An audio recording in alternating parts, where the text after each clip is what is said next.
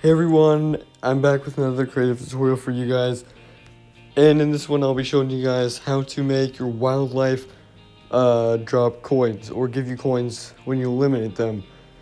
So this is part one of a new series I'm doing where I'll have a new adventure map, so there'll be different parts for different mechanics. So here's the devices you'll need. So start with the wildlife spawner and the item granter.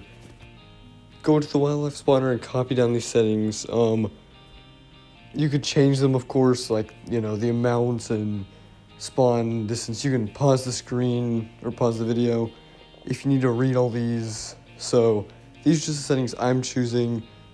What is important is that you need to have a channel. I'm using channel 1. You can use whatever channel you want. So now enter the item granter and copy these settings. Keep all, which is important so your gold doesn't disappear over time, and then change the channel to the same channel as the wildlife spawner. Again, I'm choosing channel 1. So that is actually all you need for this video. Go and test it out with a player spawner.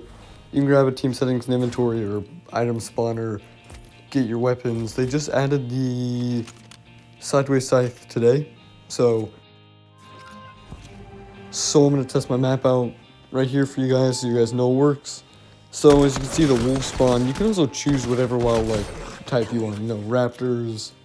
In a future video I'll have different levels you can make, so they're harder as you go, and you can unlock different levels. So yeah, as you can see, I'm eliminating the wolves and they're giving me gold each. So depending on how much gold you put in the item granter, I put 5 in.